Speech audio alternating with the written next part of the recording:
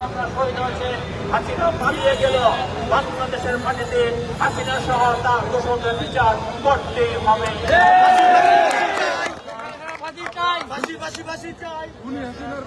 আমরা রাজপথে আছি। আমাদের যে সমস্ত সহযোগিতা শহীদ হয়েছে, কোটাবিরোধী আন্দোলন বলেন, কোটাবিরোধী আন্দোলন এই সমস্ত সহযোগিতা, এই সমস্ত ছাত্র ভাইরা শহীদ হয়েছে। এই শহীদদের আল্লাহ যত বেহেশতের সর্বোচ্চ মর্যাদা দান করে এবং আমরা রাজপথে জেগে আছি সেই শহীদদের হত্যার বদলা নেওয়ার জন্য। আমি দীর্ঘায়িত করবো না, আমি শুধু বলতে চাই যে এই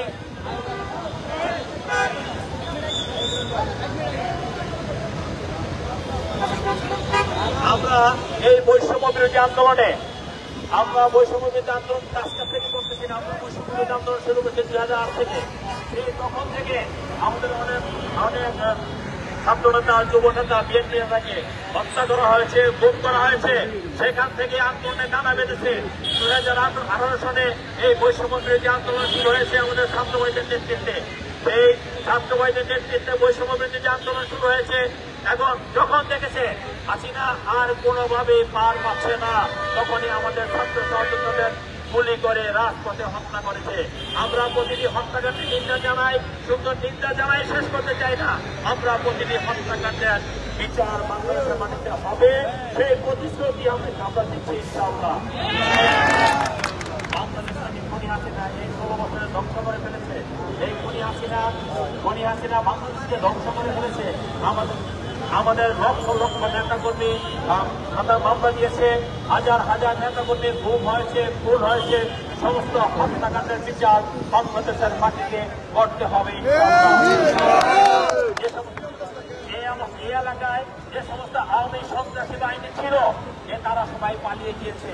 আমরা বলতে চাই ওই হাবিব হাসান সহ যে সমস্ত সহ এই সন্ত্রাসীরা লালনকর্তা, খনি হাসিনা তাদের সবার বড়, তাদের নিয়ন্ত্রক, সকলকে বাংলাদেশের মাটিতে বাংলাদেশের প্রচলিত আইনে এনে হত্যাকাণ্ডের যে বিচার করতে হবে। বন্ধুরা, যে সমস্ত দখলদার বাহিনী এই দেশ থেকে পালিয়েছে, পৃথিবীর যে কোনো দেশে থাকো, দখলদার বাহিনীকে এই দেশে এনে তাদের সে ফাঁসি তাদের কার্যকর করা হবে। বন্ধুরা,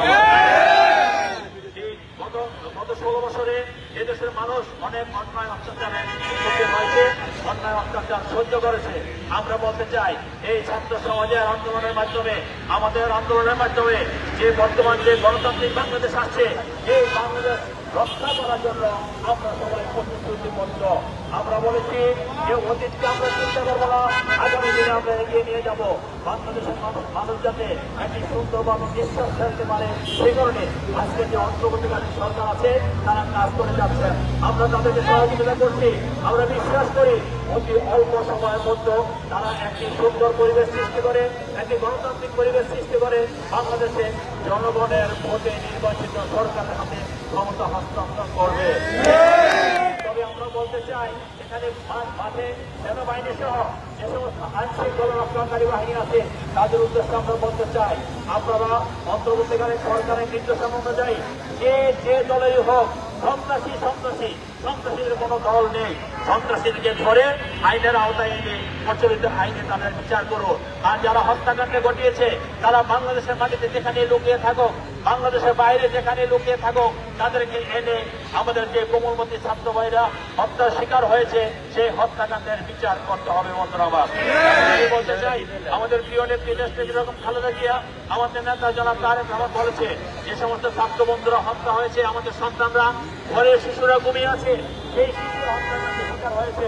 আমরা যদি ইনশাল্লাহ জনগণের ভোটে বিএনপি ক্ষমতায় আসে, আমরা প্রতিটি পরিবারকে, অর্থাৎ আমরা সেই সন্তানকে হয়তো ফেরত দিতে পারবো না, কিন্তু প্রতিটি পরিবারের পাশে খালেদা জিয়া এবং তারেক রহমান থাকবেন। এবং আমাদের স্পষ্ট বার্তা দিয়েছে, আমরা যেখানে আছি আমরা যদি প্রতিটি পরিবারের পাশে থাকি। তাই আমি বলবো বন্ধুরা আমার, আমি একটু ধন্যবাদ জানাই যে গত 15ই আগস্ট জাতীয় শক্তি বস্তুতা ছিল, সেটা এই তত্ত্বাবধায়ক সরকার বাতিল করেছে। অর্থাৎ জাতীয় শক্তি আমাদের আসিফ নজরুল সাহেব একটি কথা বলেছে যে আমার সামনে নতুন লাশের গন্ধ আমার নাকে আসে, 50 বছর আগে কি হয়েছে সেটা নিয়ে তামাশা করতে আমরা রাজি।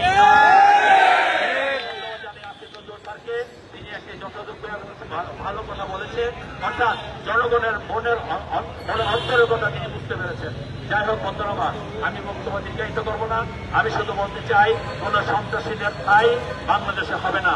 এবং এখনো কিছু লোক বিভিন্ন দলের নামে, হয়তো আমাদের দলের নামও অরাজক পরিস্থিতি সৃষ্টি করার চেষ্টা করছে, বিভিন্নভাবে মানুষকে হুমকি দিচ্ছে। আমি স্পষ্ট বলতে চাই, যারা চাঁদাবাজ, যারা দখলদার, যারা সন্ত্রাসী, তারা আমাদের দলের কোনোভাবেই স্থান পেতে পারে না। আমি এটা বিশ্বাস করি। তারপরেও যদি কেউ কোনোভাবে জড়িত হয় আইন শৃঙ্খলা রক্ষাকারী বাহিনী এই শাস্তি দিতে আমরা মনে করবো যে বাংলাদেশের প্রচলিত নিয়ম অনুযায়ী তাদের শাস্তি দেওয়ার জন্য তাদের শাস্তি দেওয়া উচিত। এবং স্পষ্ট যদি কেউ প্রমাণ দিতে পারে আমাদের দলের সাথে সম্পৃক্ত, আমরা দল থেকে তার শাস্তি ব্যবস্থা করবো।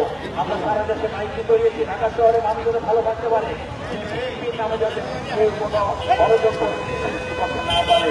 আপনারা দেখেছেন সংখ্যালঘুদের নামে এদেশে একটি অরাজক সৃষ্টি করতে চেয়েছিল। ভারতের বিভিন্ন মিডিয়া সংখ্যালঘু নিয়ে কথা বলেছে, তারা বলেছে বাংলাদেশে নাকি হাজার হাজার সংখ্যালঘু মেরে ফেলেছেন এবং তাদের মন্ত্রী চিন্তা ভেঙেছে। আমাদের chief adviser doctor Mohammad Yunus তিনি বলেছেন, আপনারা এসে দেখে যান বাংলাদেশের ঘটনায়। কাজে আমরা বলতে চাই, কোন মিথ্যা অপমান দেওয়া যাবে না, গুজবে কান দেওয়া যাবে না।